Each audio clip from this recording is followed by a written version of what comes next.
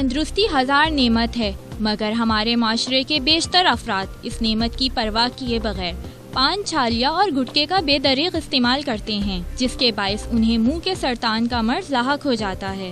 تاہم لوگوں کا کہنا ہے کہ ان اشیاء کا استعمال ان کی عادت بن چکا ہے اور اس سے چھٹکارا پانا مشکل ہے۔ گٹکا کھانے سے اگر نہیں کھاتے تو چکر سے آتے ہیں، نیند سی آتی ہے، کھا لیتے ہیں تو صحیح ہو جاتا ہے۔ گٹکا کھانا سیکھ گئے، نہیں کھاتے ہیں تو چکر سے آتے ہیں، نیند آتی ہے، اگر جب کھا لیتے ہیں تو صحیح ہو جاتے ہیں، کام بھی صحیح کرتے ہیں، یہ نہیں ہوتا تو ہمارے سے کام بھی نہیں ہوتا ہے۔ دوسری جانب ان اشیاء کو فروخت کرنے والے دکانداروں نے بتایا کہ لوگوں کی بڑی تعداد ان چیزوں کو خریدتی ہے، جس میں ہر عمر کے افراد شامل ہیں۔ گٹکا 4-5 تھیلے نکلتے ہیں روز کا، ایسا تو بہت آتا ہے، ہزار آتے ہیں، ہزار جاتے ہیں، جو بچے بھی آتے ہیں، بڑے بھی آتے ہیں، عورتیں بھی آتے ہیں، سب آتے ہیں لینے کے لیے۔ وہ تو گٹکا کھانے کا چیز ہے۔ اس میں چونا لگایا ہے، کتھا لگایا ہے اور یہ 3-4 پتیاں ڈالی۔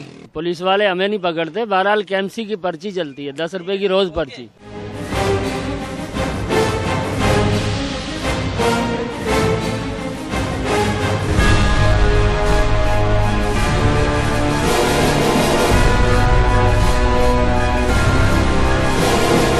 حوالے سے طبی ماہرین کا کہنا ہے کہ پان، چھالیاں اور گٹکے کے استعمال سے مختلف قسم کے امراض لاحق ہوتے ہیں، جن میں پیٹ کی بیماریوں سے لے کر منہ کا سرطان بھی شامل ہے۔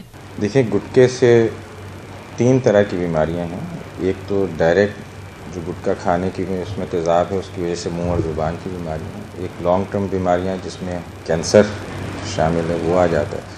اور تیسرا ہے کہ جب پیٹ میں چلا جاتا ہے تو جو پیٹ کی بیماریاں لوگوں کو آ جاتی ہیں، جس میں السر وغیرہ ہے اور پھر پیٹ کی کینسر وغیرہ شامل ہے۔ کہ روزانہ 10 سے 15 جوان افراد صرف اس وجہ سے، اس لت کی وجہ سے وہاں پہ آتے ہیں اور اپنی بیماریوں کی تشخیص کراتے ہیں۔ اس وقت کراچی میں 300 سے زائد کارخانوں میں یومیہ 300 ٹن گٹکا تیار کیا جاتا ہے اور سستے داموں بازاروں میں فروخت ہو رہا ہے۔ پان اور گٹکے کی کھلے عام فروخت نوجوان نسل کو تیزی سے تباہی کی جانب دھکیل رہی ہے۔ کیمرہ مین آصف سعید کے ساتھ نائرہ شریف، میٹرو 1 کراچی۔